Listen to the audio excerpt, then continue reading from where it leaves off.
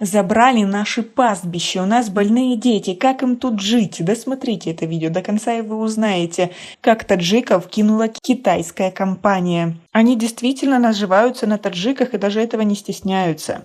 Подписывайтесь на наше обновление, точно будете в курсе всего самого актуального. Жители нескольких сел в Пиджикентском районе Таджикистана жалуются на работу китайского золотодобывающего предприятия. Его хвостохранилище, в том числе отстойник с опасным химическим веществом цианид, находится в непосредственной близости от населенных пунктов до села Хумгарон. От него буквально 300 метров. Местные жители не раз обращались к руководству предприятия с просьбой перенести отстойник подальше от их домов, но так и не получили ответа. Еще четверть века назад село Хумгарон славилось красивой природой и экологически чистым воздухом. Но 20 лет назад прямо рядом с деревней появилось совместное золотодобывающее предприятие «Заравшон», которое принадлежит компании из Китая и правительству Таджикистана. Согласно соглашению сторон, добытое на 2 рудниках золото определяется в пропорциях 70/30 в пользу китайской стороны. 4 года назад, в 2019 году, предприятие, несмотря на возражения населения, построило рядом со своим заводом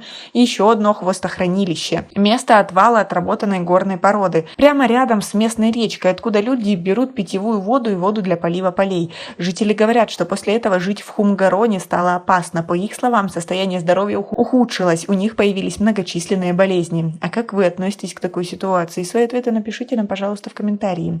Там, на заводе, для выщелачивания золота используют цианид. Все отходы с этим ядом собираются в отстойниках, объясняет Абдурахман Саторов, житель села Хумгарон.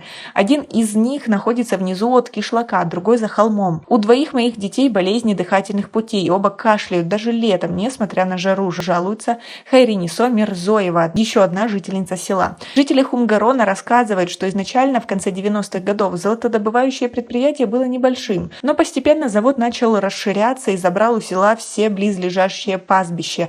В 2008 году власти отдали Заравшон под хвостохранилище свыше полусотни гектаров сельскохозяйственных земель. Взамен местные жители ничего не получили. Они полностью забрали наши пастбища. У нас сейчас нет места, где пасти свой скот, жалуется Фируза Кахарова, жительница села Хумгарон.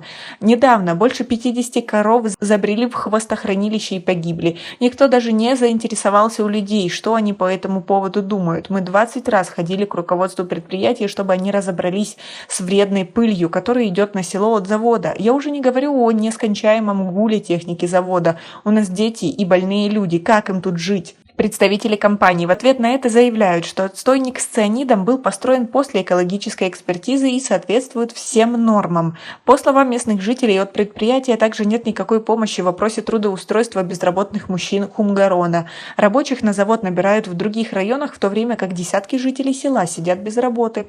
У нас половина работоспособного населения ходит без работы, а они привозят рабочих из других районов, местных не берут, возмущается Худайкул Рахмон, житель Хумгарона. В этом году из села взяли лишь 3 человек на работу, и все, а у нас в каждом дворе по 4-5 человек безработных. Как вы относитесь к тому, что из-за амбиций нашего правительства и его связей с Китаем страдают обычные таджики? Ведь это не единственный случай. Свое мнение по поводу этого сотрудничества напишите нам, пожалуйста, в комментарии. У нас пока на этом все. Оцените наше видео подпиской и лайком. До скорой встречи.